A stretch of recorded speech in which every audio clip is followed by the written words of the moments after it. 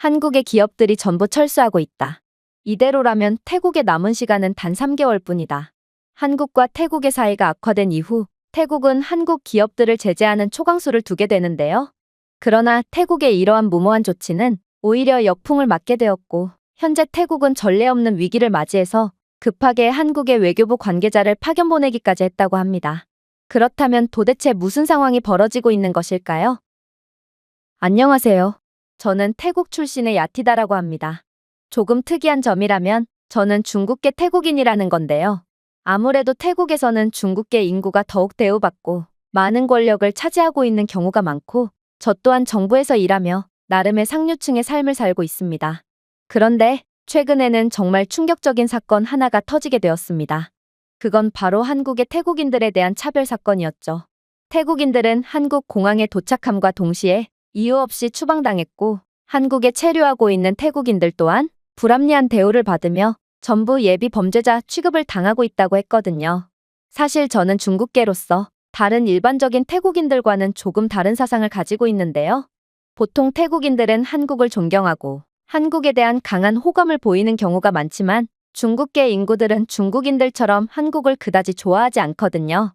그리고 저는 중국계였기에 자연스레 안 그래도 눈엣 가시처럼 여겨졌던 한국이 더욱 미워지기 시작했죠. 그래도 저는 이번 사건이 빠르게 해결될 줄 알았습니다. 한국과 태국은 그간 꽤나 좋은 관계를 유지해왔고 그래서 한국이 정중하게 사과를 한 뒤 재발 방지를 약속한다면 이건 금세 해결될 문제처럼 보였거든요. 하지만 한국은 무슨 자신감인지 사과를 하지 않고 오히려 태국인들에 대한 차별을 강화하기만 했는데요. 그래서 자연스럽게 상황은 악화되었고 이제는 태국의 도시 곳곳에는 반항 감정에 따른 시위까지 열리며 한국을 좋아했던 태국인들마저 한국에 돌아서게 되었죠.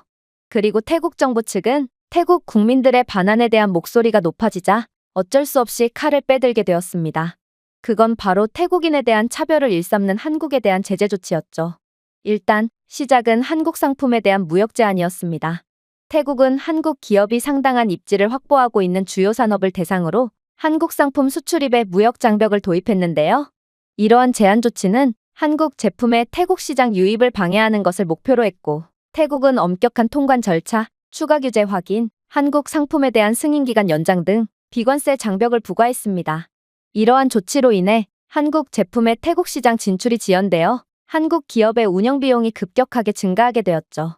또한 태국은 한국 기업이 대규모 인프라 또는 기술 프로젝트에 참여하는 분야에서 한국 기업과의 정부 계약을 중단하거나 취소했는데요.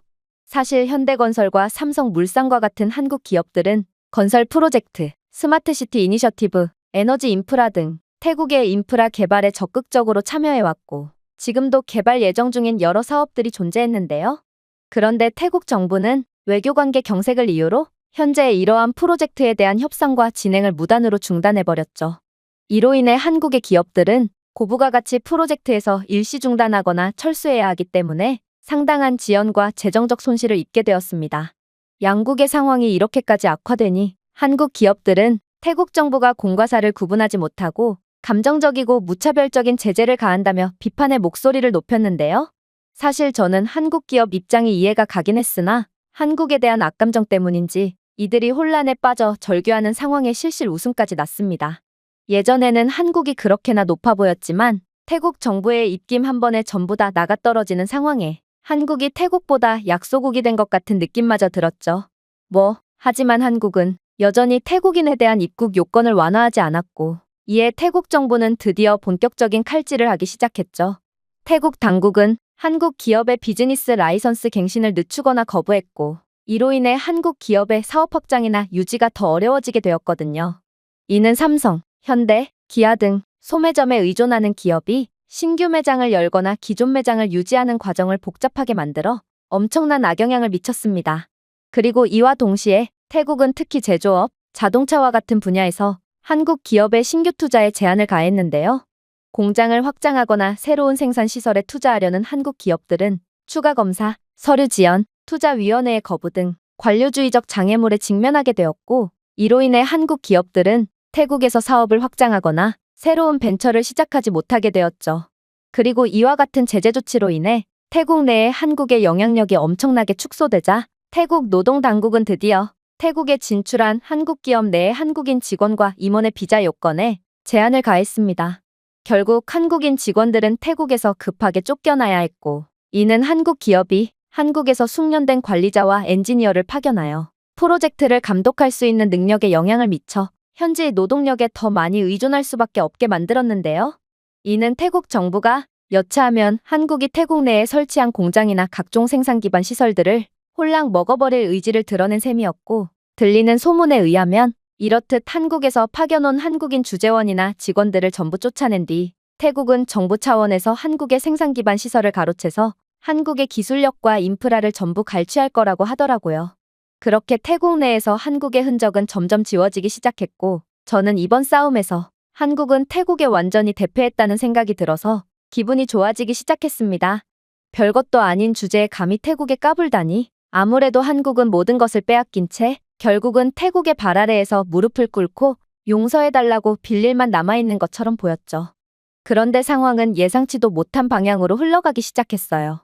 바로 한국 기업에 대한 제재의 압박을 느낀 한국 정부가 곧바로 사과해 올 거라 생각했던 것과는 달리 한국 정부는 여전히 태국인에 대한 강화된 입국 요건을 완화하지 않았고, 한국 기업들은 이때다 싶어 전부 태국을 빠져나가겠다는 소식을 전해오는 거 아니겠어요? 이건 정말 충격적인 상황이었습니다. 한국도 분명 태국의 저렴한 인건비와 생산기지가 필요할 텐데 도대체 뭘 믿고 태국에서의 사업을 접겠다고 할 수가 있는 건가요? 저는 이건 다소 감정적인 대응이 아닌가 싶어 깜짝 놀랐지만 물은 이미 엎질러진 뒤였습니다. 태국에 진출했던 무수히 많은 한국 기업들은 정말 썰물처럼 태국을 빠져나가기 시작했거든요. 이들은 안 그래도 태국의 인건비 상승과 기업 친화적이지 않은 정부 정책 때문에 태국에서 철수하는 것을 진지하게 고려 중이었다며, 인건비가 저렴한 국가는 어디에든 있으니 이번 기회에 태국에서 떠나겠다며 뒤도 돌아보지 않고 태국에서 철수하더군요. 일단 시작은 삼성과 LG였습니다. 태국에서 가장 큰 전자제품 제조업체 중 하나인 삼성과 LG가 전자제품 조립 공장을 폐쇄했고, 스마트폰, 텔레비전, 가전제품 및 기타 전자제품을 생산하는 공장이 가동을 중단하면서 태국 현지에서 판매되고 전 세계로 수출되는 제품의 생산이 갑자기 중단되었는데요. 그리고 연이어 현대와 기아가 자동차 조립 공장을 폐쇄하면서 자동차 생산이 완전히 중단되었습니다. 이로 인해 현대 및 기아와의 계약에 의존하는 현지 자동차 부품 공급업체가 파산에 직면하면서 도미노 효과가 발생했죠. 태국의 경제 기둥 중 하나였던 자동차 산업이 붕괴되면서 공장, 대리점, 자동차 부품 제조 공장에서 수천 수만 명의 일자리가 일순간에 사라진 것입니다. 이건 정말 예상치도 못한 상황이었습니다. 삼성, 현대, LG 공장의 폐쇄로 인해 수천 수만 명의 공장 근로자, 기술자, 엔지니어, 서비스 직원이 해고되다니 설마 한국이 이렇게까지 나올 줄은 상상도 못했거든요. 현대와 기아만 해도 자동차 공장에서 수천 명의 태국인 근로자를 고용하고 있었고, 한국 기업의 공장들은 태국의 지역 경제를 순환시키는 필수적인 시설이었는데요. 하지만 공장이 없어진 지금 태국 전역에 있던 공장 근로자의 소득에만 의존하던 도시들은 그 즉시 경쟁력을 잃고 말았고 결국 죽음의 도시처럼 변해버리고 말았습니다. 공장 근로자를 대상으로 한 상점, 레스토랑, 지역 기업이 고객을 잃고 문을 닫으면서 이 지역에 광범위한 경제 침체가 발생하고 말았죠.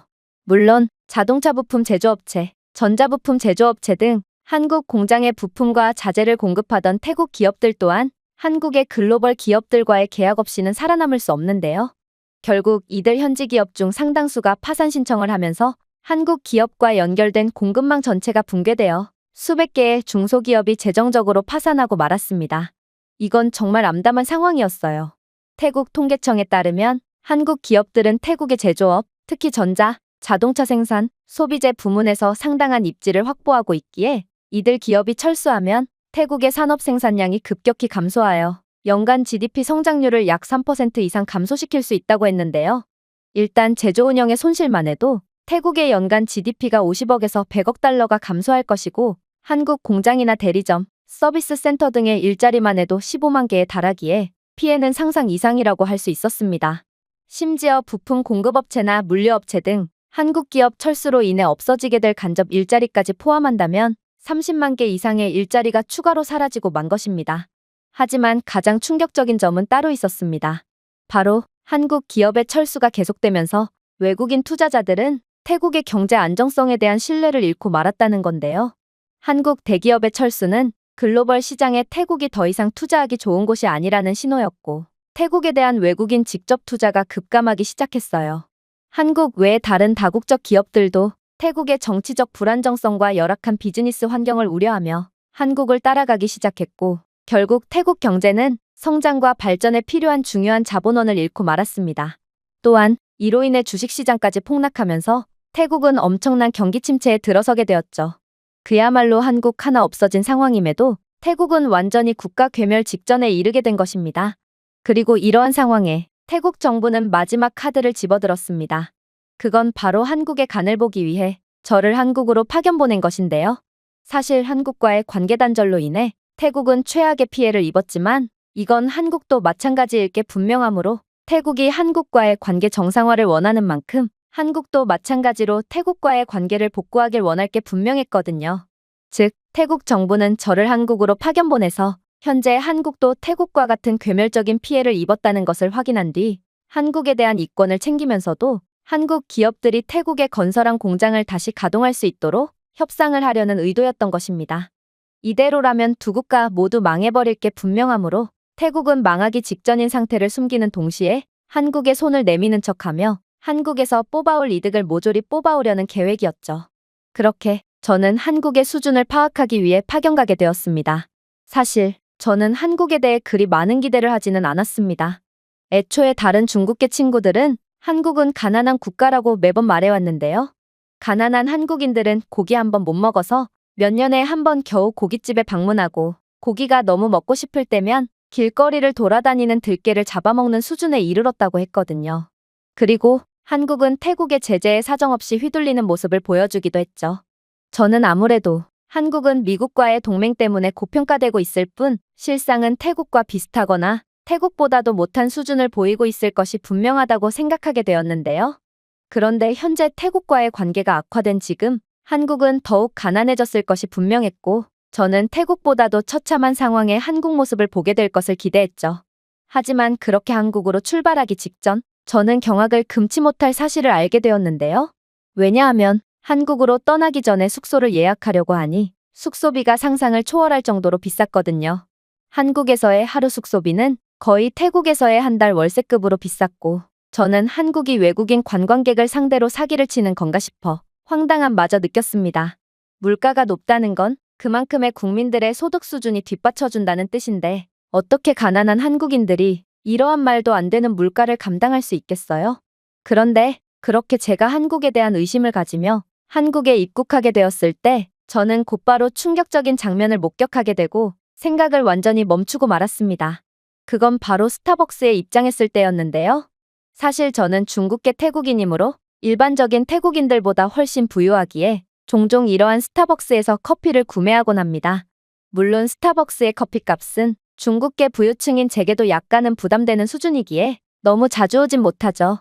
그런데 한국인들은 스타벅스 같은 고급 카페에 마치 제 집 안방 드나들듯이 들어가는 거 아니겠어요?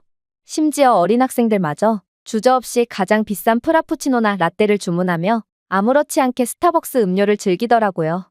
상류층인 저조차도 스타벅스 커피는 신중하게 저렴한 5달러짜리를 구매하곤 하지만 한국에서는 어린 학생들, 심지어 초등학생들마저 비싼 과일 음료를 주문하고 있었고 다른 한국인들도 비싼 디저트 케이크와 프리미엄 차를 아무런 거리낌 없이 먹고 있었어요. 일반적인 태국인들은 스타벅스에 오기 위해 몇 주 동안이나 돈을 저축해야 하고 사실상 태국은 신분이 나눠져 있다고 봐도 무방한 사회기에 웬만한 노동자들은 스타벅스에 들어가는 것조차 불가능한 상황인데요. 하지만 한국인들은 남녀노소 할 것 없이 태국 상류층인 저보다도 훨씬 부유한 생활 수준을 보여주고 있었기에 저는 제가 그동안 알고 있던 한국이 맞나 싶어 경악을 할 수밖에 없던 것입니다. 그렇게 저는 한국 스타벅스에서 가장 저렴한 축에 속하는 커피를 주문한 뒤 도망치듯 카페에서 빠져나오고 말았습니다. 하지만 저는 한국의 길거리에서도 전혀 예상치도 못했던 모습들을 마주해야 했죠. 왜냐하면 한국 거리에는 각종 고급 브랜드의 업체들이 줄줄이 입점해 있었고 한국인들은 태국 상류층들조차 쉽게 구매하지 못할 각종 비싼 명품 가방과 의류 등으로 온몸을 두르고 있었거든요. 물론 한국인들이 소지하고 있는 스마트폰은 전부 삼성 휴대폰이나 아이폰이었고 저는 어떻게 평범한 사람들이 수백 달러, 심지어 수천 달러에 달하는 최신 휴대폰을 보유할 수가 있을까 싶어 큰 충격을 받게 되었습니다. 태국인들은 사실상 구매력이 거의 없어서 각종 해외 명품 브랜드들은 돈이 안 되는 태국의 좀처럼 입점하지 않으며 거리에 보이는 태국인들이 착용한 명품 의류들은 전부 가짜 제품이거든요. 태국인들의 소득 수준으로는 절대로 명품 의류들을 입을 수 없고 애초에 거의 판매조차 하지 않기 때문에 태국에서 보이는 명품 옷들은 전부 가품이라고 할 수 있습니다. 하지만 보여주고 티내는 것을 좋아하는 태국인들의 국민 정서상 이러한 가품은 너무나도 자연스럽게 소비되고 있죠. 그런데 한국은 도대체 어느 정도로 부유한 국가인 건지 과장을 조금 보탠다면 한국에서 최저시급을 받는 아르바이트 직원조차 태국의 최상류층들보다 훨씬 더 잘 사는 것처럼 보였습니다. 물론 한국 거리에 보이는 수많은 고급 자동차들도 제 눈을 휘둥그레지게 만들었는데요. 독일 브랜드의 고급 차량들부터 현대 브랜드의 최신 전기차까지 한국의 도로는 무슨 럭셔리카 전시장처럼 보이기도 했어요. 사실 저는 태국에서는 상류층이 맞긴 하지만 그래봤자 생산된 지 20년은 넘은 중고차를 끌고 다닐 뿐인데요. 그리고 대부분의 태국인들은 차량을 구매할 여력이 없어서 전부 스쿠터나 오토바이를 끌고 다니며 웬만한 태국인들은 한평생 자동차를 탈 일이 전혀 없죠. 하지만 한국은 한 가족이 두세 대의 자동차를 끌고 다니는 경우도 흔해 보였고 이건 전형적인 선진국의 특징이었기에 저는 한국에 생각지도 못했던 부유한 면모에 정말 화들짝 놀랄 수밖에 없던 것입니다. 그런데 제가 가장 충격을 받았던 부분은 따로 있었습니다. 그건 바로 길거리 이곳저곳을 돌아다니다가 배가 고파서 삼겹살 식당에 들어갔을 때의 일이었는데요. 분명 중국계 친구들은 한국인들은 고기도 못 먹는 가난한 사람들이며 생활 물가는 태국과 별반 차이가 나지 않는 국가라고 했지만 실제로 들어가 본 삼겹살 식당의 음식 가격은 상상 이상으로 비싼 거 아니겠어요? 이 정도면 태국에서 일주일간 하루 세 끼를 먹을 수 있는 금액이었는데 한국인들은 이 정도 물가는 아무런 부담이 되지 않는다는 듯 풍족한 식사를 하고 있더라고요. 사실 저는 삼겹살을 4인분은 시킨 뒤 그대로 전부 남김으로써 태국의 부유함을 똑똑히 보여주기로 마음먹은 채 식당에 방문했지만 사실상 저는 이곳 식당에서 가장 가난한 사람인 듯 보였고 그렇게 울며 겨자 먹기로 삼겹살을 주문한 뒤 조금의 남김없이 고기를 싹싹 긁어 먹어야만 했습니다. 물론 가난해서 고기를 먹지 못하는 한국인들은 대체 어디 갔는지 한국인들은 배가 부르면 미련하게 고기를 더 먹는 것이 아닌 곧바로 젓가락을 내려놓고 일어났는데요. 그래서 사실상 고기를 전부 먹은 테이블은 거의 보이지가 않았습니다. 저는 한국의 중학생쯤 되어 보이는 학생들마저 이렇게나 비싼 물가에도 아무런 거리낌 없이 카드를 내미는 것을 보고 한국은 상상 이상으로 부유한 국가였고 태국이 겪는 것처럼 심각한 경제 위기를 겪기는커녕 전혀 타격이 없는 채로 아주 멀쩡하게 경제가 돌아가고 있구나 싶어 약간의 현타까지 느껴야 했죠. 한국과의 국교 단절 이후 태국은 거의 국가 괴멸 상태에 이르러 대부분의 소상공인들이 고통에 통곡하고 있지만 한국은 태국과 사이가 나빠진 것조차 모르고 있는 것처럼 보였을 정도로 아예 태국이라는 작은 나라에 관심조차 없어 보였습니다. 그야말로 한국에 있어서 태국은 거의 파리만도 못한 미미한 국가였던 것이죠. 물론 한국 기업체들과 미팅을 할 때도 마찬가지였습니다. 저는 현재 태국이 지옥 같은 시간을 보내고 있다는 것을 철저하게 숨기며 한국은 지금 태국과의 관계 단절 이후 힘든 시간을 보내고 있지 않냐며 먼저 공식적인 사과를 한다면 태국이 넓은 아량으로 용서해 줄 수도 있다는 허세를 부려봤는데요. 그런데 한국의 기업체 관계자들은 무슨 뚱딴지 같은 소리를 하냐는 듯 제 말을 귓등으로도 안 듣더라고요. 한국이 태국에 사과할 일이 뭐가 있나요? 현재 한국에 입국하는 태국인들 5명 중 4명이 불법 체류자가 되고 있고 이러한 태국인 불법 체류자들은 한국에서 약물과 업소 등의 각종 지저분한 범죄에 연관되며 한국을 망치고 있는데 말이에요. 한국 정부는 지속적으로 태국 정부에게 이러한 불법 체류자들을 관리하라고 항의했지만 태국 정부는 이를 귓등으로도 안 들을 때는 언제고 이제는 한국과의 힘겨루기를 하려고 하며 허세를 부리고 있네요. 그런데 어쩌죠? 한국의 기업들 입장에서는 태국보다 훨씬 더 인건비가 저렴하고 한국 사업체에 대한 좋은 조건과 정책을 제시하는 국가들이 얼마든지 많고 인건비가 점점 비싸지는 태국은 이제 전혀 매력적인 선택지가 아니던 차였어요. 그런데 태국 정부까지 나서 이렇듯 감정적인 정책을 펼치니 도대체 미치지 않고서야 누가 태국을 선택하겠어요? 현재 태국 정부가 보여준 아마추어 같은 대응에 한국의 기업체들뿐만 아니라 각종 해외 기업체들이 태국의 등을 돌리고 있다고 들었는데 아직도 태국은 허세를 부리며 한국의 간을 보려고 할 뿐이군요. 그럼 어디 한번 잘해보세요. 그러면서 한국 기업체들은 한국은 태국과의 관계를 끊은 후에 오히려 태국인 불법 체류자들을 마음 편히 솎아낼 수 있어서 더욱 경제적으로 이익을 봤다고 했는데요. 애초에 태국의 경제에 있어서는 한국이 거의 전부였지만 경제대국인 한국에 있어서 태국은 매우 미약한 존재였기에 한국은 태국과의 관계가 그다지 중요하지도 않았던 것입니다.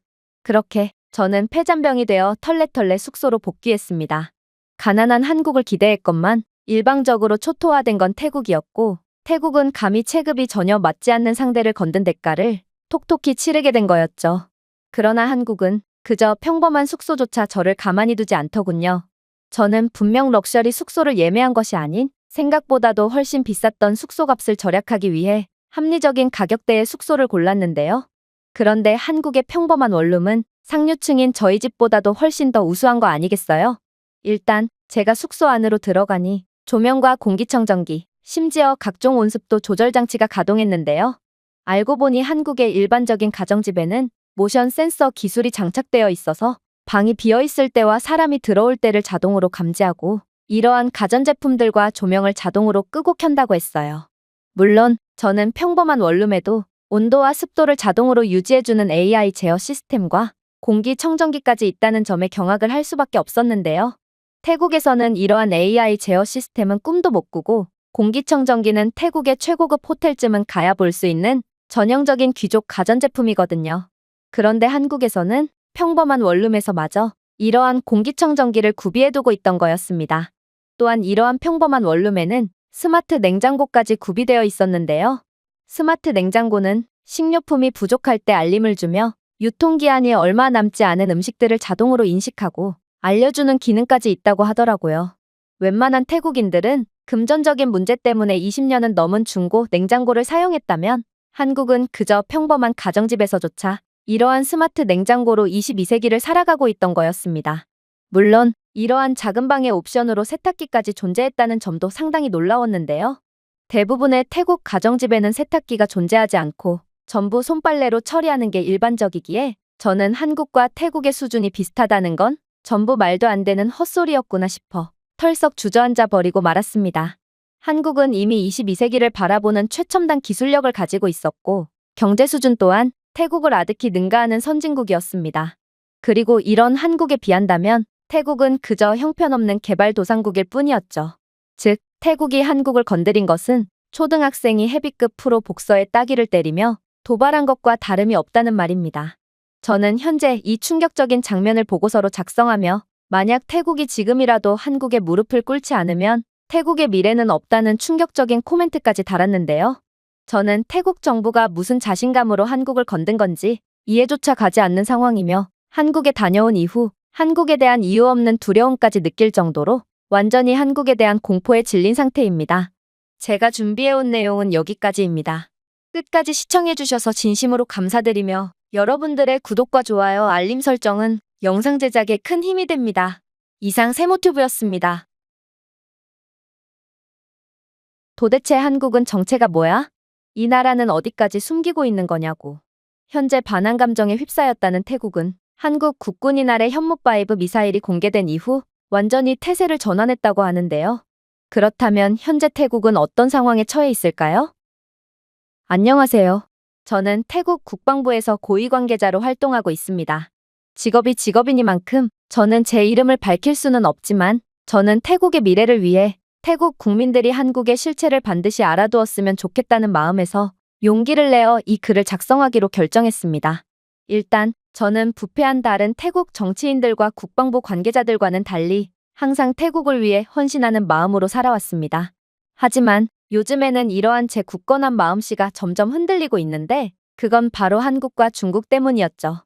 일단 한국은 최근 들어 태국과의 관계가 급격하게 나빠진 국가로 한국은 태국인 입국자들을 명확한 사유 없이 추방하고 있을 뿐더러 한국에 체류하고 있는 태국인들에게도 차별적인 대우를 통해 못살게 굴고 있다고 했는데요. 물론 저는 한국 내에서 태국인 불법 체류 문제가 있다는 건 어느 정도 알고 있지만 태국인들의 성품이 워낙 순하고 착하니 한국에 그렇게까지 큰 피해를 준 것은 분명히 아닐 거라고 생각했습니다. 그리고 한국이 그렇게나 태국인 불법 체류자들이 거슬린다면 그건 한국이 진작에 불법 체류자들을 미리 걸러낼 시스템을 개발했으면 될 일이었죠.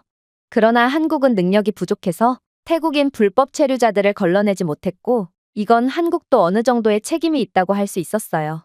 그런데 어째서 한국은 이 모든 잘못을 태국에 떠넘기는 건지 저는 한국이 꽤나 비겁한 국가라고 생각하게 되었습니다. 그러면서 요즘 한국에 대한 태국 국민들의 반감이 점점 증가함에 따라 국방부 관계자였던 저는 어쩔 수 없이 한국에 대한 보복을 암시하는 군사적 행동을 취할 수밖에 없었고 그러다 보니 자연스레 한국에 대한 감정이 악화되었던 것입니다. 그래서 저는 저도 모르는 사이에 한국에 대한 제재를 가하는 정책을 감정적으로 제안한다거나 하며 객관성을 잃고 말았죠. 그리고 이렇듯 객관성을 잃은 저는 중국의 유혹을 더 이상 거절할 수가 없게 되어버렸는데요. 사실 중국은 태국과는 때려야 뗄 수가 없는 존재라고 할 수 있는데 애초에 태국의 정치판 자체가 중국계 태국인들이 거의 주도하고 있는 상황이고 그래서 한국과의 관계가 악화된 지금 차라리 중국과의 관계를 더욱 돈독히 함으로써 지금의 태국의 경제적 어려움을 이겨내자는 것이 중론인 상황입니다. 처음에 저는 더 이상은 중국과의 관계를 밀접하게 하면 안 된다며 결사반대했습니다. 왜냐하면 저는 다른 동남아 국가들이 중국과의 밀접한 외교 관계를 맺고 어떻게 되었는지를 똑똑히 봤기 때문입니다. 다른 동남아 국가들은 중국의 1대1로 정책의 희생자가 되었고 중국은 처음에는 이러한 나라들의 여러 인프라들을 지어주며 경제적 지원을 해주는 듯 했으나 결국 빌려준 돈을 못 갚았다는 핑계로 각종 국가 중요 시설과 인프라들을 빼앗아 버렸거든요. 그리고 중국은 빼앗은 인프라를 미끼로 이들 동남아 국가들을 경제적으로 종속시키기 시작했고 결국 중국계 사람들이 여러 요직을 차지하게 되면서 나라 전체가 완전히 중국의 속국처럼 변해버리고 말았죠. 저는 이러한 경악스러운 모습을 보고 만약 태국이 더 이상 중국과 가까워진다면 그리고 중국을 어느 정도 견제해줄 한국이라는 존재와 조금이라도 더 멀어진다면 태국도 중국의 속국이 될 거라고 확신했기에 한국과의 관계를 끊고 중국과 친하게 지내자는 중국계 정치인들의 주장을 계속해서 반대해왔어요. 하지만 한국에 대한 반감이 생긴 저는 부끄럽게도 그만 객관성을 잃어버리고 말았고 결국 중국의 사주를 받은 중국계 태국인 정치인들의 주장에 휩쓸리고 말았는데요. 그러나 저는 가까스로 정신을 붙잡았고 결국 한국과의 관계를 완전히 끊고 중국에 붙자는 데 동의를 하기 직전 한 가지 안전장치를 걸어두게 되었습니다. 그건 바로 제가 직접 한국에 가서 한국이 관계를 유지할 가치가 있는 국가인지를 확인해보는 거였죠.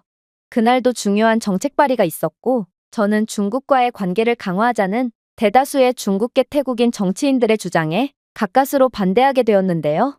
그런데 회의가 끝난 뒤 중국계 핵심 정치인이 다가와 충격적인 제안을 해오는 거 아니겠어요? 이봐, 왜 이렇게 한국을 과대평가하는 거야? 지금의 국제정세를 봐. 한국은 그저 별것도 아닌 후진국일 뿐이라고. 중국에서 발표한 각종 자료에 따르면 한국은 모든 지표가 뻥튀기 되어 있는 국가로 겉으로는 경제력이 높아 보이지만 빈부격차가 극심해서 사실상 태국보다도 못 사는 국가고 군사력 또한 주한미군이라는 존재 때문에 상당히 과대평가받고 있을 뿐인 국가야. 이런 국가와의 관계를 유지하기 위해 중국과 가까워지는 것을 거부하는 건 정말 바보 같은 짓이라고. 좋아, 그럼 한 가지 제안을 하지. 사실 나는 중국의 유력 국방 관계자와 상당히 친하게 지내고 있고 그는 다음 주에 한국에서의 일정이 있다고 해. 이왕 이렇게 된 거 직접 한국에 가서 한국의 후진적인 면모를 구경도 하고 중국의 국방 관계자와 만나서 태국이 중국과의 관계를 강화하면 어떤 면에서 좋은지에 대해 이야기나 나눠보자고. 만약 자네가 한국에 직접 가게 된다면 곧바로 가난한 한국의 모습을 파악하고 지금껏 자네가 얼마나 멍청한 짓을 해왔는지를 이해할 수 있을 거야. 이건 믿질 것이 없는 제안이었습니다. 그리고 그의 자신감 가득한 태도에 저는 한국은 정말로 가난하고 쓸모없는 국가일 수도 있겠다는 생각을 하게 되었죠. 그래서 저는 그의 말대로 한국에 직접 가본 후 한국에 대한 정책을 다시 생각해보기로 했습니다. 그런데 저는 한국에 도착하자마자 경악을 금치 못하고 말았습니다. 어쩌면 한국은 무늬만 선진국인 영락없는 후진국일 수도 있겠다고 생각했던 저였지만 한국에 입국한 저는 각종 최첨단 기술을 통해 3초 만에 입국 수속에 통과할 수 있었거든요. 심지어 한국인 공항 직원들은 태국 국방부의 핵심 인사였던 제 정체를 알아보고 VIP 전용 키트까지 챙겨주며 저를 환대해 주었는데요. 알고 보니 한국은 이미 AI 안면인식 시스템과 디지털 수속 시스템을 갖춘 국가였고, 태국 공항처럼 직원들이 일일이 여권을 확인할 필요 없이 AI 시스템이 외국인 입국자에 대한 정보와 얼굴을 분석하고 이 외국인의 위험도를 자동으로 평가하여 수속 여부를 결정한다고 하더라고요.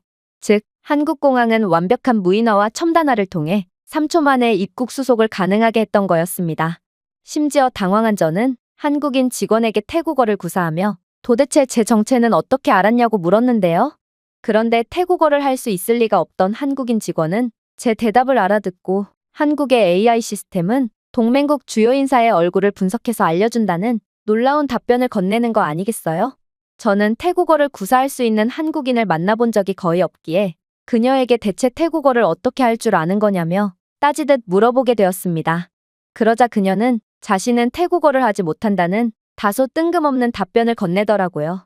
아니, 분명 제 태국어를 알아듣고 답변을 했으면서 어떻게 태국어를 할 줄 모른다고 할 수 있단 말인가? 저는 순간 한국의 태국인 차별 문제가 떠올랐고, 이내 한국인인 그녀가 태국인인 저를 일부러 놀리려고 그러는 건가 싶어 약간의 불쾌감이 들었습니다. 그런데 그녀는 이내 추가적인 답변을 건네왔고, 그녀의 대답을 들은 저는 그 즉시 벙찔 수밖에 없었습니다. 정말이에요. 저는 한국어와 영어밖에 못하거든요. 제 귀에 꼽힌 AI 이어폰이 당신의 말을 자동으로 통역해주고 있고, 저는 이어폰을 통해 태국어를 알아듣고 당신에게 영어로 답변을 해준 것이죠. 그랬습니다. 한국은 이미 이 세상에 존재하면 안 될 것을 개발한 상태로 이들의 기술력은 기적을 만들고 있었기에 태국 출신인 저는 도저히 그녀를 이해하지 못한 거였죠. 그렇게 저는 한국에 오자마자 완전히 개망신을 당해버렸는데요. 태국의 주요 인사였던 제가 이러한 한국이 개발한 기술을 보고 완전히 농락당하며 아이처럼 행동해버리다니, 이건 마치 세계 최고의 선진국에 공부를 하러 온 빈민국 학생의 꼴처럼 보였고, 저는 순간적으로 이 순간 자체가 엄청나게 부끄러워져서 얼굴을 붉히고 말았습니다. 물론 저와 함께 입국한 중국계 정치인도 마찬가지였습니다. 그는 한국이 이 정도로 선진국일 줄은 몰랐다는 듯 당황한 기색이 역력하더니 이내 황급히 말을 돌리기 시작했거든요. 이건 전부 한국에 보여주기식 인프라일 뿐이야. 한국의 실상은 전혀 다르거든. 좋아, 자네가 정 의심된다면 내일 열리는 한국의 국군이날 기념 군사 퍼레이드에 참여해보자고. 그 자리에는 중국의 유력 국방 관계자도 참석한다고 하니 우리는 분명 건설적인 대화를 나눌 수 있을 거야. 그러면서 그는 내일이면 한국의 뻥튀기 된 군사력의 현실을 여실히 볼 수 있을 거라며, 한국군은 사실상 미군 없으면 태국군보다 못한 군대라며 열심히 입을 놀렸는데요. 그렇게 시간은 지났고 저희는 국군이날 행사에 참여하게 되었습니다. 그런데 그렇게 만난 중국의 유력 국방 관계자는 충격적인 말을 건네오는 거 아니겠어요? 말씀 많이 들었습니다. 들은 대로 한국은 그저 미국과의 동맹관계라는 이유로 과대평가된 나라일 뿐이죠. 곧 있을 군사 퍼레이드에서도 한국은 분명 후진적인 군사력을 어김없이 보여주며 전 세계적인 망신을 사게 될 뿐일 것입니다. 그럼에도 이런 형편없는 국가와의 관계를 유지하는 건 정말 바보 같은 짓이라고 할 수 있죠. 만약 태국이 한국을 버리고 중국에 붙는다면 우리는 태국의 유사시의 상황마다 전 세계에서 가장 강력한 중국의 군사력을 지원하며 기꺼이 태국의 든든한 국방 파트너가 되어줄 것입니다. 유력 국방 관계자의 말까지 들으니 저는 마음이 흔들릴 수밖에 없었습니다. 그래서 일단 국방 행사를 보고 대화하자며 애써 시간을 벌었죠. 그런데 그렇게 군사 퍼레이드가 시작되자마자 상황은 완전히 바뀌게 되었습니다. 특히나 현무5가 공개되었을 때는 옆에서 제잘제잘 한국은 후진국이니 어쩌니 하며 떠들던 중국계 녀석마저 기겁을 하며 그 즉시 입을 다물었죠. 그도 그럴 것이 현무5 미사일은 탄두 중량만 9톤에 달하는 세계 최고 수준의 체급을 자랑했음에도 이 괴물 미사일을 발사할 차량은 거대한 덩치에도 18륜 차량을 45도 각도로 측면 기동하는 믿기지가 않는 모습을 보여주었는데요. 저는 이 장면을 보자마자 한국의 군사 기술력은 이미 저희가 상상하던 수준을 넘어버렸구나 싶어 경악을 넘어 공포에까지 질리고 말았습니다. 그리고 현무5의 성능을 찬찬히 살펴볼수록 아무래도 한국은 핵무기보다 더욱 강력한 무기를 만들어낸 것과 다름이 없다는 생각에 할 말을 잃고 말았죠. 한국의 유일한 약점이 핵무기가 없다는 것임을 고려한다면 사실상 한국의 현무5의 개발은 핵무기 보유국인 중국을 뛰어넘은 수준의 강력한 군사력을 가지게 되었다는 것을 의미했습니다. 생각해보세요. 현무5는 8-9톤의 매우 큰 재래식 탑재체를 탑재할 수 있도록 설계되었으며 몹시 정확하게 배치할 수 있습니다. 이 대형 탑재체를 통해 현무 미사일은 특정 표적에 대해 매우 파괴적인 힘을 전달할 수 있으며 GPS 유도 정밀 타격 기능을 통해 타격이 필요한 곳에 정확히 집중될 수 있죠. 즉, 통제할 수 없는 광범위한 파괴와 방사능 낙진을 일으키는 핵무기와 달리 현무5는 기존 탄두로 특정 전략 목표물을 정확히 타격할 수 있어 주변 지역에 부수적인 피해를 입히지 않고 주요 적의 인프라를 효과적으로 무력화할 수 있다는 것입니다. 중국의 핵미사일은 기술력 부족 때문에 사실상 정밀도라는 것이 아예 존재하지 않는 상황이고, 심지어 중국은 핵미사일 발사 실험을 하다가 자국 영토에 미사일을 떨어뜨려서 수많은 민간인 사상자를 발생시킨 적도 있는데요. 즉, 중국의 핵미사일은 공격용이 아닌 사실상 자폭용이라는 것입니다. 하지만 한국의 현무5는 불필요한 민간인 희생을 감수하지 않고도 광범위한 표적을 정확하게 제거할 수 있으므로 이는 중국의 핵미사일보다 훨씬 더 전략적이고 유용하다고 볼 수 있었죠. 하지만 군사 전문가인 제 입장에서 현무5 미사일이 핵무기보다 무서운 점은 따로 있었습니다. 그건 바로 핵무기는 일반적으로 지역 파괴를 위해 폭발 반경과 에너지 방출에만 의존하는 반면 현무5는 핵무기급의 파괴력에 더해 정확한 침투 능력으로 특정 군사시설이나 숨겨진 지하벙커까지 제거할 수 있기 때문입니다. 현무5와 같은 정확하고도 위협적인 관통 능력을 가진 미사일은 여태껏 존재하지 않았기에 모든 지휘소와 미사일 사일로 핵시설과 같은 군사자산은 오로지 핵무기를 통한 공격을 피하기 위해 지하 깊은 곳에 위치해 있는데요. 하지만 현무5는 깊숙이 묻혀있는 벙커나 숨겨진 지하 표적을 파괴할 수 있는 관통탄두를 탑재할 수 있습니다. 이러한 현무5의 침투탄두는 폭발하기 전에 강화 콘크리트와 흙의 층을 뚫을 수 있도록 특별히 설계되어 표적이 파괴되도록 보장하고, 강화된 벙커에 숨어있는 적의 군사령관도 손쉽게 제거할 수 있습니다. 즉, 현무5 미사일은 불필요한 확장을 유발하지 않고도 이러한 중요한 지휘센터를 무력화할 수 있어 고도로 집중력 있고 효과적인 타격 옵션을 제공한다고 볼 수 있었죠. 물론 현무는 최첨단 미사일답게 미사일의 정밀유도 기능이 활성화되어 있고, 따라서 현무5 미사일은 숲속 지하에 숨겨져 있는 지휘소, 군사 위성으로도 감지하기 힘든 미사일 발사장 또는 무기 저장 시설과 같은 꽁꽁 숨겨진 적의 중요한 인프라까지 파괴할 수 있어서 핵무기보다 훨씬 더 위협적인 전력을 자랑한다고 할 수 있었어요. 그야말로 한국은 미군에 기생하는 허약한 군대가 아닌 오히려 미국과도 견줄 정도로 매우 강력한 국가였고, 저는 핵무기 보유국보다도 압도적인 화력을 갖게 된 한국에 겁에 질려버렸습니다. 그리고 만약 태국이 한국과의 관계를 끊는다면 저 무지막지한 미사일이 태국으로 향할 수도 있겠다는 생각이 들자 오금이 저려왔죠. 그러다 갑자기 진행자의 설명이 들려왔습니다. 현무5의 가장 유용한 점은 바로 방사능 낙진이 없다는 것입니다. 이건 핵무기가 아니거든요. 저는 그의 말을 듣고 아차 싶어 온몸에 소름이 돋았습니다. 진행자가 굳이 그런 말을 했다는 것은 현무5는 핵무기에 버금가는 살상력을 가졌음에도 방사능 낙진에 대한 걱정이 필요 없어서 발사가 자유롭다는 뜻이었거든요. 생각해보세요. 북한은 핵무기에 국가의 운명을 걸었고 결국 핵무기를 만들어냈습니다. 그런데 이렇듯 국제사회의 규제를 받으면서까지 미친 짓을 일삼는 나라가 왜 어렵게 개발한 핵무기를 단 한 차례도 발사하지 못했겠어요? 그건 바로 방사능 낙진이 매우 비인간적이라는 국제적인 인식 때문이고, 만약 북한이 핵미사일을 발사할 경우 미국을 비롯한 모든 국가들이 적으로 돌아서며 곧바로 집중 폭격을 받을 수밖에 없기 때문입니다. 그러나 현무5 미사일은 전혀 달랐습니다. 현무5는 재래식으로 무장한 미사일이므로 방사능 낙진을 일으키지 않고, 이를 통해 한국은 핵무기와 관련된 장기적인 인도주의적 환경적 결과 없이도 손쉽게 타격에 배치할 수 있거든요. 물론 현무5는 지속적인 오염이나 낙진을 일으키지 않고도 핵무기와 다름없는 살상력으로 군사적 목표, 즉 중요한 군사 인프라 파괴를 달성할 수 있고, 한국은 핵미사일을 발사할 때와는 달리 국제분쟁에 휘말리지 않고도 손쉽게 적을 섬멸할 수 있다는 뜻이었죠. 한국은 핵 확산 금지 조약에 가입된 대표적인 국가인데요. 현무5는 비핵미사일로서 국제조약을 위반하지 않으므로 한국은 글로벌 제재나 정치적 후유증에 직면하지 않고도 언제든 미사일을 발사할 수 있었습니다. 국제왕따가 되지 않고 핵무기급 미사일을 무한대로 발사할 수 있다니, 이는 한국을 적으로 만드는 국가로 그 즉시 석기시대로 돌아갈 준비를 해야 한다는 뜻과 같았고, 저는 태국의 미래는 한국에 달려있다는 확신에 가까운 감정을 갖게 되었습니다. 그리고 정신을 차려보니 저를 한국에 데려온 중국계 태국인 정치인은 이미 도망을 갔는지 보이지 않는 상태였으며 중국 국방부 고위 관계자 또한 매우 당황했는지 말까지 더듬으며 어쩔 줄을 몰라 하더라고요.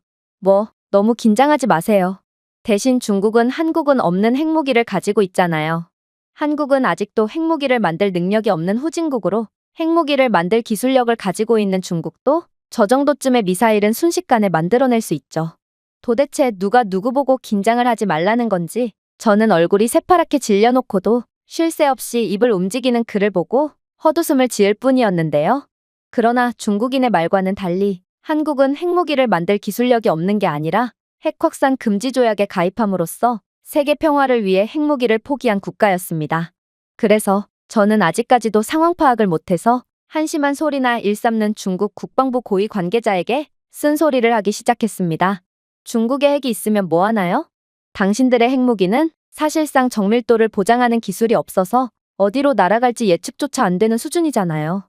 그리고 한국이 핵무기를 만들 능력이 없다니 지금 상황을 보고도 그런 말이 나오나요? 현무5 미사일만 보더라도 한국은 이미 핵무기를 만들 능력을 아득히 뛰어넘은 기술력을 가졌다고요. 그리고 이는 중국이 개발한 핵미사일만 봐도 그렇습니다. 중국은 미사일의 탄두 무게가 1톤만 넘어가도 기술력 부족으로 발사 자체를 못하는 게 현실이잖아요. 하지만 한국의 현무5 미사일은 8, 9톤의 무게를 가진 괴물급 탄두를 사용하고 있습니다. 물론 중국이라면 이러한 육중한 미사일을 개발해냈다고 해도 발사 자체를 못할 테지만 한국은 이 정도로 무거운 탑재체라도 측면 기동을 통해 순식간에 운반하고 발사할 첨단 미사일 추진 시스템을 개발한 상황이죠. 즉, 한국의 이러한 무거운 탑재체를 운반하고 발사하는 능력은 한국이 대형 재래식 폭발물뿐만 아니라 핵미사일 시스템에 사용되는 탄두의 종류를 모두 지원할 수 있는 미사일 추진 시스템과 구조적 무결성을 확보했음을 보여준다는 것입니다. 핵미사일 개발의 주요 과제 중 하나가 더 무겁고 복잡한 핵 탑재체를 운반하고 정확하게 발사할 수 있도록 하는 것인데 한국은 핵무기를 연구하지도 않고 이러한 기술을 가지게 된 거죠. 어떻게 다른 국가들은 국가의 운명을 걸고 연구해도 결코 가질 수 없던 기술을 한국은 직접적인 연구 없이도 갖게 된 건지 한국은 정말 미친 국가라고요. 물론 한국이 핵무기를 만들 능력을 충분히 가지고 있다는 증거는 훨씬 더 많습니다. 현무5의 항속거리는 3,000km가 넘을 것으로 추정되며 이는 핵미사일 배치의 핵심 요건인 장거리 탄도미사일로 자리매김하고 있거든요. 이러한 현무5에 사용된 추진 기술과 대형 탑재체로 장거리를 이동할 수 있는 능력을 통해 한국은 이미 핵미사일 시스템에 필적하는 정교한 미사일 기술을 개발했고 장거리 핵전달 시스템을 구축하는 데 필요한 기반 기술까지 개발해낸 상태라는 것을 알 수 있는데요. 즉, 만약 한국이 핵 확산 금지 조약을 탈퇴하거나 혹은 핵 개발을 할 수 있는 권리가 주어진다면 한국은 이미 핵무기를 개발할 능력을 갖췄으므로 당장 3일 안에도 핵무기 수백 발을 만들어낼 수 있다는 것입니다. 그런데 어떻게 한국이 중국보다 열등한 기술력을 가졌다고 할 수 있겠어요? 물론 현무5는 깊숙이 묻혀있는 벙커와 숨겨진 군사시설을 파괴하도록 설계된 관통 탄두를 운반할 수 있고 이러한 한국의 압도적인 기술력을 고려해본다면 앞으로 한국이 개발하게 될 핵미사일은 지하 벙커까지 모조리 파괴하는 그야말로 세계에서 가장 위협적인 미사일이 될 것입니다. 기존의 핵무기는 지상만 장악했다면 한국은 지상과 지하 모두를 쑥대밭으로 만드는 개미새끼 한 마리도 못 피하게 만드는 지옥의 무기를 만들어낼 거라는 말입니다. 제 말에 중국 국방부 관계자는 충격을 받은 듯 그저 허공을 응시할 뿐이었는데요. 사실 그 또한 한국의 기술력은 이미 중국이 쫓아가기엔 아득히 먼 곳에 있다는 것을 알았음에도 그저 태국을 이용해 한국을 견제하기 위해 허세를 부린 모양이었습니다. 그렇게 중국 국방부 관계자는 급하게 자리를 옮겼고 저는 한국에 대한 공포심으로 몸서리치며 태국으로 돌아가게 되었죠. 그리고 저는 태국에 도착하자마자 한국의 현무5 영상과 보고서를 작성해서 제출하며 만약 태국이 한국과 척을 질 경우 태국은 당장이라도 지구상에서 사라질 수도 있다며 한국과의 동맹관계를 더욱 돈독히 해야 한다고 강력히 주장했는데요. 그렇게 태국 정치판과 국방부는 발칵 뒤집혔고 현재 한국에 대한 두려움에 덜덜 떨면서 한국에 먼저 사과하고 양국의 관계를 다시 정상화하는 것을 진지하게 논의하고 있습니다. 중국계 정치인들은 전부 중국이 보낸 스파이인지 아직까지 정신을 못 차리고 한국을 버리고 중국에 붙어야 한다느냐는 망발을 일삼고 있는데요. 그러나 아직까지는 태국은 중국에 완전히 먹히기 전이기에 아무래도 한국의 강력한 군사력을 본 태국 정치 세력들은 중국이 아닌 한국의 우산 아래에 들어가기를 원하고 있습니다. 그리고 한국과의 관계를 정상화하기 위해 뒤늦게 알아보니 사실 한국의 태국인 추방 문제는 한국 내에 태국의 불법 체류자들이 상상을 초월할 정도로 많이 발생했기에 생긴 일이었는데요. 한국에 입국하는 태국인들 중 78%가 불법 체류자 신분이 된다고 하니 한국 입장에서는 태국인에 대한 입국 요건을 강화할 수밖에 없던 것입니다. 저는 사건의 전말을 알고 엄청난 부끄러움에 휩싸였으며 태국이 먼저 잘못을 해놓고도 한국에 대한 제재를 가한 이러한 상황이 당혹스럽기까지 했습니다. 과연 태국이 지금 와서 무릎을 꿇는다고 한들 한국이 저희를 받아줄까가 걱정이 되고 만약 한국이 아니라면 태국은 안 그래도 중국계 스파이가 판치는 상황에 중국에 완전히 종속되고 말 거라는 생각을 하니 두려움에 손까지 떨려오는 중입니다. 제가 준비해온 내용은 여기까지입니다. 끝까지 시청해주셔서 진심으로 감사드리며 여러분들의 구독과 좋아요, 알림 설정은 영상 제작에 큰 힘이 됩니다. 이상 세모튜브였습니다. 한국은 끝까지 숨기고 있었습니다. 태국인들은 정신을 차리고 한국의 실체를 똑똑히 봐야 합니다. 현재 반한 감정이 정점에 달했다던 태국에 한국에 관한 충격적인 영상이 공개되었다고 합니다. 그리고 이 영상을 본 7천만 태국인들은 경악을 금치 못하며 완전히 태세를 전환했다고 하는데요. 그렇다면 도대체 태국인들을 깜짝 놀라게 한 영상의 정체는 무엇일까요? 안녕하세요. 저는 태국 출신의 룽이라고 합니다. 저는 현재 방콕의 유명 호텔에서 지배인으로 일하고 있는데요. 저는 전 세계 사람들이 찾아오는 유명 호텔에서 일한다는 것에 대한 자부심이 넘쳤고 늘 최선을 다해 제가 할 일을 처리해 나가곤 했죠. 그러다 한 번은 정말 제 인생을 송두리째 뒤흔드는 충격적인 사건이 터지게 되었습니다. 그건 바로 한국의 태국인들에 대한 차별 문제였죠. 한국에 입국한 태국인들은 이유도 없이 한국 공항에서 쫓겨나고 있고 심지어 어찌어찌 한국에 입국을 한다고 해도 한국에 체류하고 있는 태국인들은 전부 차별적인 대우를 받고 쫓겨나고 있다고 했거든요. 이건 한국이 명백하게 잘못한 일이 맞았고 저는 한국이 사과를 한 뒤 사건은 빠르게 일단락될 줄 알았습니다. 하지만 제 생각과는 달리 양국의 문제는 양국 국민들 간의 감정 싸움으로까지 번지고 말았고 결국 양국을 오가는 관광객이 급감하면서 상황은 파국으로 치닫고 말았는데요. 이건 정말 아찔한 상황이었습니다. 왜냐하면 태국은 관광산업이 국가의 근간을 쥐고 있는 대표적인 국가로 다른 국가들, 특히나 한국처럼 구매력이 높은 국가들과 척을 지게 되면 상당한 타격을 입게 되거든요. 그리고 호텔은 대표적인 관광업으로 아무리 저희 호텔이더라도 한국인 관광객들이 찾지 않는다면 몇 달도 버티지 못하고 망해버리고 말 게 분명했습니다. 몇몇 분들은 그래봤자 제 호텔도 아닌데 지나친 감정이입을 하는 거 아니냐며 핀잔을 줄 수도 있겠지만 제겐 충분히 그럴 만한 이유가 있습니다. 그건 바로 이 호텔은 가족 사업이고 저는 지배인으로서 경력을 쌓다가 결국 호텔을 물려받고 경영을 맡게 될 것이기 때문입니다. 하지만 그러한 기회가 주어지기도 전에 심각한 국가적 재난 상황이 발생하고 말았고 결국 태국을 찾는 한국인 관광객이 급감함에 따라 호텔은 점점 망해가기 시작했어요. 그나마 저희 가족의 호텔은 여유자금이라도 있어서 망정이지 방콕 내 다른 영세 숙박업소들은 한국인 관광객이 줄어들자마자 줄줄이 망해버려서 근처는 폐허가 되어버렸는데요. 그리고 방콕 시내가 전부 초토화되고서야 태국 정부는 급감한 한국인 관광객을 대체하기 위해 중국인 관광객을 들이겠다며 정책을 내놓았기에 저희 호텔은 겨우 끔찍한 적자의 늪에서 빠져나오는 듯 했습니다. 태국 외교부는 중국인들에 대한 비자를 면제했고 다행히 중국인 관광객들은 떼거지로 몰려오며 한국인의 자리를 대체하는 듯 보였거든요. 하지만 중국인들은 한국인들과는 달랐습니다. 한국인 손님들은 마치 방을 일절 사용하지 않은 것처럼 방을 매우 깔끔하게 사용하곤 하는데요. 이들이 묵고 간 방은 쓰레기도 거의 없고 침구류도 전부 새 것처럼 개어 있으며 입실 전 청소를 하기 전보다도 깨끗한 상태로 남아 있었거든요. 그러나 중국인들이 쓰고 간 방은 전혀 달랐습니다. 중국에서는 변기라는 개념 자체가 없는지 중국인들은 변기가 아닌 세면대에 소변을 봐서 세면대와 거울이 전부 지린내와 함께 누렇게 얼룩이져 있는 경우가 많았고 심지어 중국인들은 중국에는 양변기가 없어서 볼일을 보기 불편하다며 화장실 바닥에 그대로 대변을 싸놓는 경우도 많았죠. 그리고 이들은 도대체 방에서 무슨 짓을 하는 건지 중국인들이 쓰고 간 방은 한치의 예외 없이 폭탄이라도 떨어진 듯 완전히 초토화되어 있었는데요. 물론 코를 마비시키는 악취는 덤이었기에 중국인들이 쓰고 간 방의 절반 이상은 한동안 다음 손님을 받을 수조차 없는 수준에 이른 상태였어요. 저는 이런 교양 없는 중국인들을 볼 때마다 한국인 손님들이 그리워져서 눈물이 핑 돌곤 했는데요. 한국인들이 쓰고 간 방은 항상 좋은 섬유유연제 향기로 가득했으며 심지어 한국인들은 몹시 예의 바르기 때문에 직원들에게 친절하게 대해주고 가끔은 팁까지 주며 모두를 행복하게 만들어줬거든요. 그러나 중국인들은 진품인지 가품인지 모를 명품을 덕지덕지 도배를 하고 와서는 방값을 한 푼이라도 더 깎으려고 진상짓을 해댔으며 어떻게 해서든 이득을 보고 싶은지 각종 유료 서비스들을 무료로 요구하며 정말 직원들을 피를 말리게 했죠. 그런데 정말 충격적이었던 점은 따로 있었습니다. 바로 중국인들이 쓰고 간 방은 수도요금과 전기요금이 비정상적으로 나오는 경우가 많았기 때문인데요.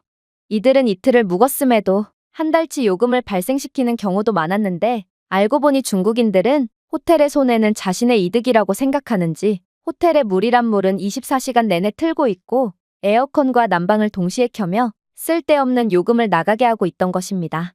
저는 중국인들의 이러한 추태에 정신이 아득해졌고 이젠 중국어 소리를 듣기만 해도 치가 떨리는 지경에까지 이르렀습니다. 심지어 중국인들이 하도 호텔에 피해를 주니 중국인 손님들을 받으나 안 받으나 가게 순수익에는 거의 지장이 없는 수준이 되었죠. 하지만 저는 중국인들은 받으면 받을수록 손해인 것을 알면서도 중국인 손님들을 계속해서 받을 수밖에 없었습니다.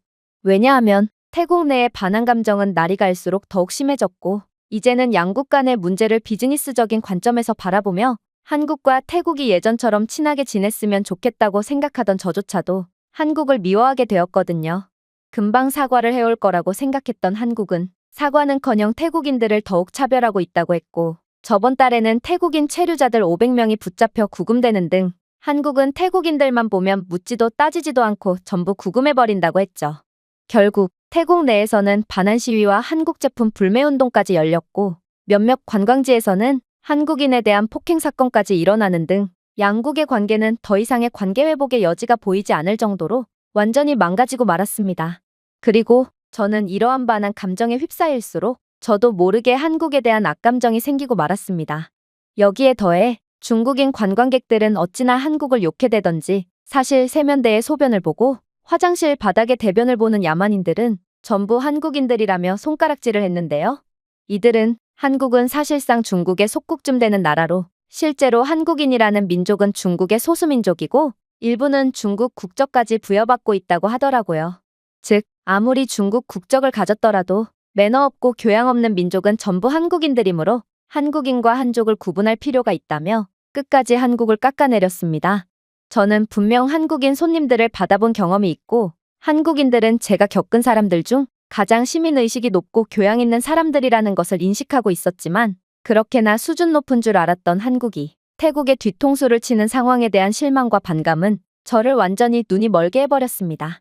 또한 태국은 정책적으로도 한국에 대한 의존을 끊고 이제 중국과 더욱 밀접하게 지내며 경제적 협력을 이어나가려는 기조를 보였기에 저는 이럴 때일수록 중국인 관광객들에게 더 잘 대우해 줌으로써 훗날 중국과의 관계가 더욱 밀접해졌을 때 더욱 큰 이득을 취해야 된다는 생각을 가지게 되었는데요. 그러나 아빠의 생각은 완전히 달랐습니다. 아빠는 중국은 절대로 한국을 대체할 수 없고 이러한 반한 감정에 따른 한국과의 관계 단절도 그리 오래가지 못할 거라며 선을 그었거든요.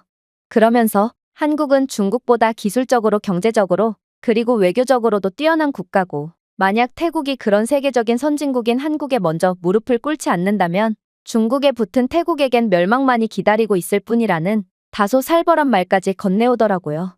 그래서 아빠는 저희는 지금 중국인에게 집중하는 것이 아닌 태국에서 꽤나 영향력이 있는 저희 호텔이라도 한국인 관광객 유치에 적극적으로 임하면서 화난 한국을 달래야 한다는 굴종적인 태도를 보였습니다. 이건 정말 말이 안 됐습니다. 아니, 이건 명백한 한국의 잘못이 맞음에도 어째서 태국이 먼저 사과해야 한다는 말인가요? 그러나 아빠는 지금 그런 게 중요한 게 아니라며 이대로 한국인 관광객들이 태국을 찾지 않는다면 중국인만 남은 태국은 시한부 인생과 다름없게 된다며 중국인 관광객 대신 한국인 관광객들만을 위한 호텔 정책을 펼치려고 하더라고요. 저는 도저히 참을 수가 없었습니다. 그렇게나 존경했던 아빠였지만 아빠는 그저 배알도 없는 사람일 뿐이었고 한국이라는 나라에 속았을 뿐이었어요. 분명 중국인들의 말로는 한국은 겉으로만 선진국인 척하는 국가일 뿐 현실은 중국의 속국에 너무 가난해서 중국의 지원이 없으면 생존 자체가 불가능한 빈곤국가라고 했거든요. 그래서 저는 한국의 후진적인 면모를 직접 파악해서 아빠가 현실에 눈을 뜰 수 있게 도와주기로 했습니다. 제가 직접 한국에 가서 가난한 한국의 모습을 동영상으로 촬영해 온다면 아빠도 분명 자신이 한국을 과대평가한 것을 인정하고 한국에 대한 입장을 철회할 게 분명했거든요.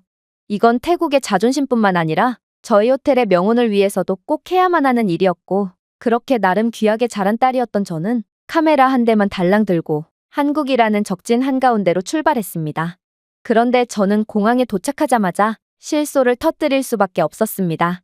왜냐하면 인천공항 곳곳에는 웬 노인들이 공항 내 시설물들을 수리한다거나 화장실을 청소한다거나 거동이 불편한 장애인들을 돕는다거나 하며 노동을 하고 있었기 때문인데요. 저는 이러한 장면만 봐도 한국이 가난한 국가라는 것을 곧바로 느낄 수 있었습니다. 한국이 정말 부자 나라라면 어째서 이러한 노인들이 구슬땀을 흘리면서 일을 하고 있겠어요? 중국인들 말로는 경제가 붕괴한 한국에서는 기본적인 청소부 자리에도 수십만 명이 지원하며 사투를 벌이고 있다고 하던데 한국의 공항만 봐도 이러한 빈곤한 한국의 모습을 여실히 드러내고 있는 듯 보였죠. 그런데 저는 공항을 나오자마자 한국인들의 이러한 행동의 비밀을 알게 되었고 그 즉시 경악을 하며 생각을 멈출 수밖에 없었습니다. 일단 제가 키오스크에서 약간 헤매고 있을 때 웬 형광조끼를 입은 한국인 노인이 다가오더니 이내 능숙하게 키오스크 조작을 도와줬는데요. 심지어 그는 제 태국어까지 알아들었는지 저는 그에게 당황해서 영어 대신 태국어로 말했음에도 이 할아버지는 모든 말을 알아듣고 키오스크를 조작해서 버스표를 예매해 주더군요. 한국인이 그것도 노인이 태국어를 알아듣다니 이건 도저히 가능한 상황이 아니었고 저는 지금 제가 꿈을 꾸고 있는 건가 싶어 어리둥절할 따름이었는데요. 그런데 어떤 한국인 남성이 벙쪄있던 제게 영어를 구사하며 무슨 문제가 있냐고 물어오더니 이내 충격적인 정보 하나를 알려주는 거 아니겠어요? 저 할아버지의 귀를 좀 보세요. 한국은 이미 자체 기술력을 통해 AI 이어폰을 개발한 상태로 이 이어폰은 외국인이 말하는 언어를 자동으로 번역해서 들려주기에 할아버지는 당신의 언어를 모름에도 정확하게 당신을 도와줄 수 있던 거죠. 그런데 더 재미있는 점이 뭔지 아세요? 저 할아버지는 노숙자 출신으로 한국의 노숙자 사회복귀 프로그램을 통해 일자리를 얻고 새로운 인생을 사는 중이라는 거예요. 덕분에 한국 입장에서는 노동력과 추가적인 세금을 얻을 수 있고 할아버지는 남을 돕는 값진 일을 하면서 돈까지 버는 모두가 행복한 상황이 만들어진 것이죠. 그랬습니다. 제가 공항 안에서 봤던 조끼를 입고 노동을 하는 노인들 모두가 노숙인 출신이었고 이들은 새로운 기회를 얻고 하나의 사회 구성원으로서 열심히 일을 하고 있던 거였죠. 이건 정말 천재적인 시스템이었기에 저는 뒤통수를 맞은 듯 몇 초간 멍해질 수밖에 없었습니다. 일단 한국의 높은 기술력도 기술력이었지만 한국은 노숙인들을 노동력으로 활용하는 방법을 생각해내서 성공적으로 운영하고 있다는 점이 매우 놀라웠는데요. 사실 태국의 공항만 해도 그렇습니다. 태국 공항에는 잘 곳이 없어 공항에서 노숙을 하는 사람들과 외국인 관광객들에게 소매치기를 일삼는 노숙인들로 북새통을 이루고 있는데요. 아무래도 태국은 노숙인에게 지원을 해줄 만한 여력이 전혀 없기 때문에 노숙인들에게 아무런 지원도 해주지 않은 채 방치하고 있을 뿐이고 희망이 없는 이들은 각종 범죄 등을 일으키며 태국을 혼란하게 만들고 있죠. 그러나 한국은 이들에게 지원금 같은 단기적인 지원이 아닌 노숙인을 노동력으로 활용하는 장기적인 방법을 모색했고 결국 노숙자 감소와 노동시장 기여 그리고 세수 확보 등의 성과를 이뤄낸 것입니다. 한국은 꽤나 오래전부터 이러한 정책을 통해 노숙인들을 줄여왔다고 했고 그래서 한국에는 노숙인들로 인한 묻지마 범죄가 전혀 없다고 했는데요. 결국 저는 이러한 한국의 놀라운 모습에 기가 완전히 죽어버릴 수밖에 없었습니다. 어쩌면 아빠의 말이 옳았고 이런 나라에서 후진적인 모습을 포착하는 건 아무래도 불가능할 수도 있겠다는 생각이 들었거든요. 그렇게 저는 이런저런 생각을 하며 서울에 도착했습니다. 그런데 한국의 길거리에는 웬 천막의 침대 여러 대가 설치되어 있는 거 아니겠어요? 저는 한국은 너무 가난해서 집 대신 길거리 노숙자 텐트촌에서 숙식을 해결한다는 중국인들의 말이 생각났고 한국은 역시나라는 생각을 하며 실소를 터뜨릴 뿐이었어요. 그러나 제가 노숙자 텐트촌처럼 보이는 곳에 다가갔을 때 저는 절대로 봐선 안 될 장면을 목격하고 그 자리에서 굳어버리고 말았는데요. 왜냐하면 노숙인 텐트촌이라고 생각했던 곳은 한국의 지역 국립병원에서 무료 의료 지원을 나와서 설치한 임시병동이었고, 흰색 가운을 입은 의사들과 간호사들은 근처의 지역 어르신들과 노숙인들에게 무료 건강검진 및 간단한 치료를 제공하고 있었거든요. 심지어 임시병동 한편에는 갖가지 최첨단 의료기기들이 덩그러니 놓여 있었음에도 노숙인들은 그러한 기기들을 훔쳐가기는커녕 얌전히 누워서 치료를 받고 있더라고요. 이건 정말 충격적인 장면이었습니다. 태국은 애초에 의료 인프라 자체가 거의 구비되어 있지 않고 웬만한 태국 서민들은 가난 때문에 한평생 병원 자체를 단 한 번도 못 가보는 경우가 대다수거든요. 또한 병원을 간다고 해도 예약에만 6개월이 소요되고 그럴듯한 치료를 받는 데는 1년 이상이라는 터무니없는 시간을 기다려야 하죠. 즉, 태국인들은 한국의 노숙자만도 못한 삶을 살아가고 있는 거였습니다. 사실 저는 처음에는 이러한 한국의 의료 지원이 조금 멍청하다고 생각되기도 했어요. 노숙인들에게 치료를 제공해봐야 그저 세금 낭비일 뿐이 아닌가 싶었거든요. 그러나 그렇게 호기심에 한국 간호사에게 물어보니 그녀는 놀라운 이야기를 해오기 시작하더라고요. 이건 장기적으로 보면 이익이에요. 노숙인들을 치료함으로써 전염성 질병의 확산을 방지할 수 있고, 이는 공공의료 측면에서 보면 더욱 이익이거든요. 또한 노숙인들이 치료나 검진을 받고 다시 노동시장에 진입한다면 오히려 이들이 노동력에 기여하고 세금을 납부함에 따라 국가의 경제적 생산량을 증가시킬 수 있죠. 그리고 기본적으로 한국은 진보적이며 자비로운 사회 분위기가 형성되어 있고 가장 취약한 시민들도 보살핌을 받을 수 있도록 해왔습니다. 즉, 저희는 그저 인도주의적인 목적으로 사람들을 돕고 있지만 아무튼 이건 한국의 장기적인 경제적 측면에서도 이익이라는 소리인 거죠. 그렇게 말을 마친 그녀는 온 김에 이곳에서 건강검진이나 받고 가라며 저를 안내해 주었는데요. 저는 당연히 태국인이라는 이유만으로 차별을 받을 거라고 생각했던 한국에서 뜻하지 않은 진료까지 받을 수 있었고, 이렇게나 관대한 국가가 태국인들을 차별한 데에는 분명히 그럴 만한 이유가 있을 것 같다는 생각마저 들었습니다. 그리고 그렇게 누워서 저는 탁월한 시야로 멀리까지 내다볼 줄 아는 한국의 현명함에 연신 감탄을 할 수밖에 없었죠. 이건 근시안적인 태도로 당장의 이익만을 취하려 하는 태국의 모습과는 완전히 다른 선진적인 모습이었고, 저는 후진적인 모습을 포착하러 온 한국에서 그저 태국은 한국을 반드시 본받아야 한다고 생각하며 한국에 푹 빠지고 말았습니다. 그렇게 저는 뜻하지 않은 무료 건강검진을 받고 근처의 대형마트에 들어가게 되었습니다. 분명 중국인들 말로는 한국은 겉으로 보여지는 모든 게 가짜인 나라로 그럴듯하게 생긴 대형마트 안에는 상품들이 거의 존재하지 않고 그저 피골이 상접한 한국인들이 떼거지로 모여 음식을 구걸하고 있을 뿐이라며 영상까지 보여줬거든요. 그런데 저는 한국의 가난한 모습을 포착할 수 있을 거라 생각했던 마트에서 도저히 믿지 못할 장면을 목격하게 되었습니다. 왜냐하면 도대체 피골이 상접한 한국인들은 어디 갔는지 이곳에는 태국의 웬만한 명품 백화점보다도 거대하고 고급화된 시설들만이 즐비해 있었는데요. 아무래도 중국인들이 보여준 한국에 대한 영상들은 전부 편집으로 교묘히 조작된 가짜 영상인 모양이었고, 저는 그저 도시에 갓 상경한 시골 사람처럼 홀린 듯 한국의 마트를 구경할 수밖에 없었습니다. 한국의 마트는 정말 놀라웠어요. 일단 태국에서는 절도 문제 때문에 가난한 행색을 한 사람은 절대로 대형마트에 들어갈 수 없는데요. 심지어 외국인이 아닌 현지인이라면 전부 다 옷수색 과정을 거쳐야 비로소 마트에 입장할 수 있죠. 그런데 한국 마트에는 절도 문제가 전혀 없는지 그러한 과정을 전부 생략하고 있더라고요. 아무래도 한국은 듣던 대로 범죄 따위는 일어나지 않는 천국이 맞는 모양이었습니다. 하지만 더 놀라웠던 점은 따로 있었어요. 바로 한국 마트에는 비서로봇이 돌아다니며 넓은 매장에서 어떤 물건이 어디에 있는지를 정확히 알려주고 있었으며, 심지어 무인 청소 로봇이 돌아다니며 매장의 청결을 유지하고 있었기 때문인데요. 태국에서는 아무리 고급 마트더라도 바퀴벌레나 각종 벌레들이 상품 위를 기어다니며 끔찍한 위생 상태를 보여주지만 한국은 최첨단 기술을 통해 위생 문제를 원천 차단하고 있더라고요. 하지만 이러한 한국에 대한 감탄도 잠시, 저는 이내 충격적인 사건에 휘말리게 되었습니다. 바로 제가 한국의 마트를 정신없이 구경하고 있는 와중 웬 한국 경찰들이 들이닥치며 제게 신분증을 요구했기 때문입니다. 이건 정말 불합리한 상황이었어요.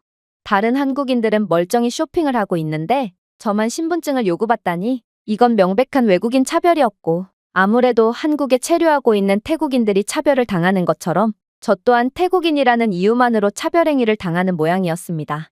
아니, 그런데 제가 태국인이라는 구체적인 정보는 도대체 어떻게 알았단 말인가? 아무래도 저는 태국인이라는 이유로 한국에 의해 일거수일투족을 감시당하고 있던 게 분명했고, 그 즉시 카메라로 영상을 촬영하며 이건 명백한 차별행위라며 고래고래 소리를 질렀습니다.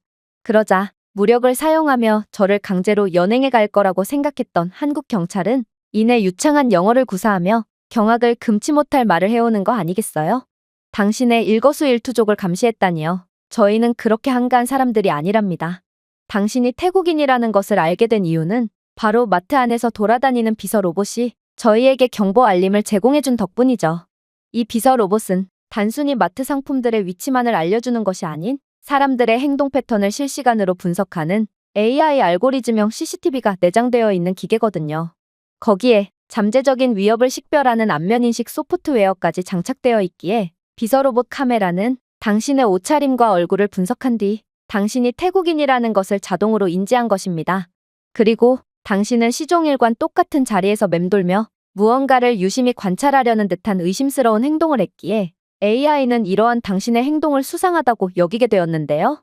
현재 태국인 불법 체류자들이 한국 내에서 각종 범죄를 저지르며 문제를 일으키고 있기에 태국인인 당신의 수상한 행동은 자동으로 경찰에게 경보 알림을 전송해 주었고 그렇게 저희가 출동하게 된 것입니다.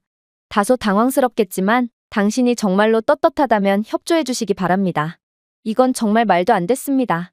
도대체 어떤 나라가 이렇게나 선진적인 AI 기술을 가지고 있을 수가 있단 말인가요? 그렇게 저는 한국이라는 나라에 완전히 정신이 팔려버렸고 결국 저도 모르게 여권을 내밀며 그들에게 협조를 할 수밖에 없었는데요. 그리고 제가 드디어 합법적인 체류자인 것이 증명되자 저는 정신이 번쩍 들며 제가 한국에 온 이유를 상기하게 되었습니다. 저는 한국인들에게 농락을 당하려고 온 것이 아닌 태국인으로서 권리를 주장하기 위해 한국에 온 거였거든요. 그래서 저는 그 즉시 조사를 마친 뒤 돌아가려는 한국 경찰을 붙잡았고 태국인들은 남이 나라에서 범죄나 저지르는 사람들이 아닌데 왜 태국인들을 예비 범죄자 취급을 하냐며 큰 소리로 따져 묻게 되었는데요. 그런데 제 말이 끝나자마자 한국 경찰들은 무슨 뚱딴지 같은 소리를 하냐는 듯 표정을 찌푸리더니 이내 충격적인 답변을 건네오는 거 아니겠어요? 이봐요. 현재 한국에 입국하는 태국인들 중 78%가 한국에서 불법으로 체류하고 있는데 어떻게 당신들을 예비 범죄자로 보지 않을 수가 있겠어요?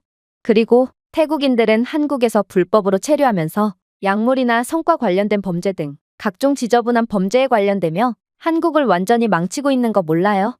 저번 달만 해도 중국을 경유하며 서해를 통해 태국인 업소 여성들 100여 명을 몰래 밀항시키려던 태국계 조직이 적발되기도 했고 태국인들은 한국인들은 절도 등의 경범죄를 거의 일으키지 않고 따라서 이에 대한 대비가 느슨하다는 점을 이용해서 한국의 각종 마트나 백화점 등에서 상습 절도 행위를 이어나가며 한국이 오래도록 쌓은 신뢰의 문화를 완전히 망가뜨리고 있다고요.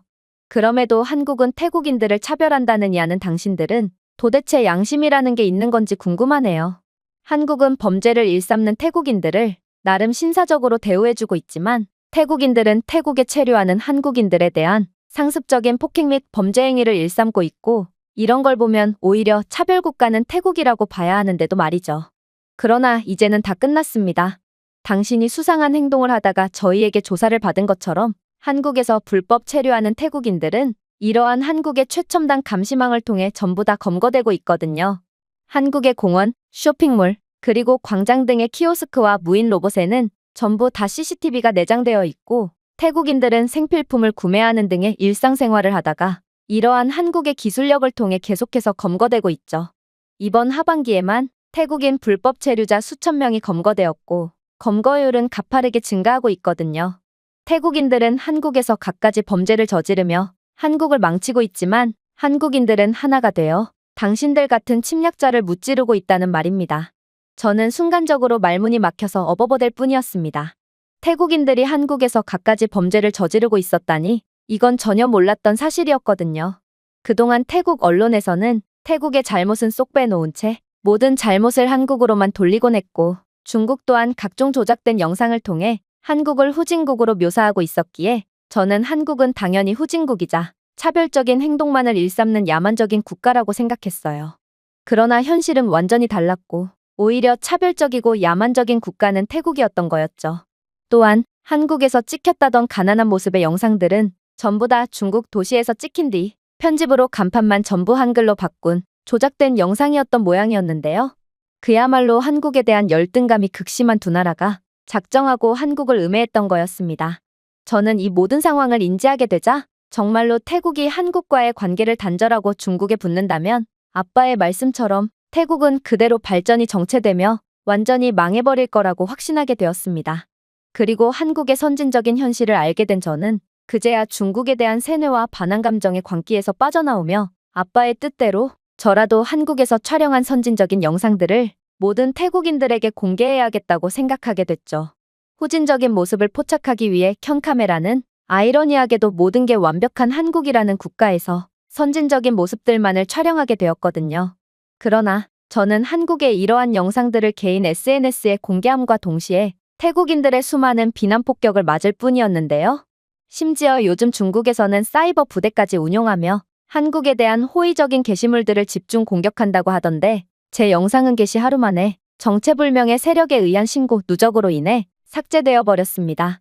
저는 이대로라면 태국은 중국의 속국이 되거나 중국과 함께 발전 없이 망하고 말 거라는 생각에 극도로 공포에 질린 상태며 제발 태국인들이 정신을 차리고 한국에 사과를 했으면 좋겠다는 생각을 하며 하루하루를 눈물로 지새고 있습니다. 제가 준비해온 내용은 여기까지입니다. 끝까지 시청해주셔서 진심으로 감사드리며 여러분들의 구독과 좋아요, 알림 설정은 영상 제작에 큰 힘이 됩니다. 이상 세모튜브였습니다.